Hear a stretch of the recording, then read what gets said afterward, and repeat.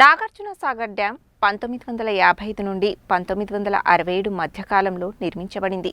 ఇది కృష్ణానదిపై నిర్మితమైన ప్రపంచంలో అతిపెద్ద మట్టితో కూడిన జలాశయాలలో ఒకటి. ఇది రెండు తెలుగు రాష్ట్రాలను కలుపుతూ తెలంగాణలోని నల్గొండ జిల్లా, ఆంధ్రప్రదేశ్లోని పల్నాడు జిల్లాల మధ్య విస్తరించి ఉంది. సాగర్ జలాశయం నీటితో నిండి నిండు కుండలా కనిపిస్తోంది.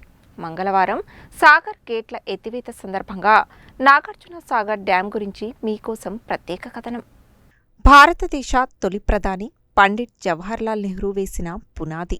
ఉభయ తెలుగు రాష్ట్రాల రైతాంగానికి వరప్రదాయని. దేశం కోసం ప్రాణాలను బలిదానం చేసిన వీరవనిత, దివంగత ప్రధాని స్వర్గీయ ఇందిరాగాంధీ ప్రారంభోత్సవం చేసిన ఆధునిక దేవాలయం, 22.12 లక్షల ఎకరాలకు సమృద్ధిగా సాగునీరు అందిస్తున్న నాగార్జున సాగర్ డ్యాం.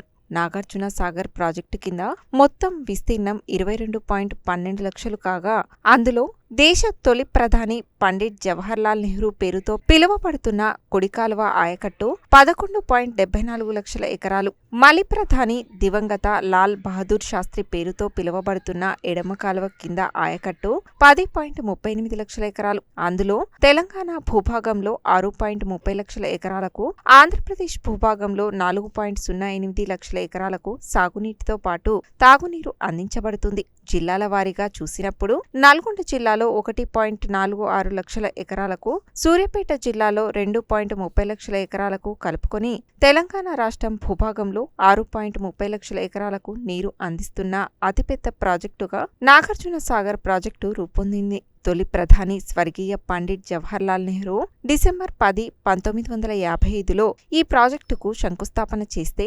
1967 నాటికి స్పిల్వే పనులు పూర్తయ్యాయి. అదే సంవత్సరం దివంగత ప్రధాని స్వర్గీయ ఇందిరాగాంధీ చేతుల మీదుగా ఈ ప్రాజెక్టును ప్రారంభించుకోవడం జరిగింది. 1974 నాటికి క్రస్ట్ గేట్లు పూర్తి కాగా, అదే సంవత్సరం పూర్తి స్థాయిలో నీటి నిల్వ చేయడం జరిగింది. 2005 నాటికి ఈ ప్రాజెక్టు నిర్మించి 50 సంవత్సరాలు పూర్తి అయిన సందర్భంగా స్వర్ణోత్సవాలు జరుపుకోవడం జరిగింది. దివంగత ప్రధాని లాల్ బహదూర్ శాస్త్రి పేరుతో పిలువబడుతున్న ఎడమ కాలువ విస్తీర్ణం 180.75 కిలోమీటర్ల పొడవు కాగా, 21వ మెయిన్ బ్రాంచ్ కెనాల్ పొడవు 112.02 కిలోమీటర్లు ఉండగా, తెలంగాణ భూభాగంలో 101.36 కిలోమీటర్లు ఉండగా, ఆంధ్రప్రదేశ్ భూభాగంలో 15.642 కిలోమీటర్లు విస్తరించి ఉంది. తొలి ఖరీఫ్, రబీ సీజన్లకు పుష్కలంగా సాగునీరు అందించి యావత్ భారతదేశంలోనే రికార్డు స్థాయిలో ధాన్యం దిగుబడి సాధించడం జరిగింది. అదే రీతిలో ఈ ఖరీఫ్ సీజన్లో సాగునీరు సమృద్ధిగా అందించేందుకు ప్రణాళికలు రూపొందించారు.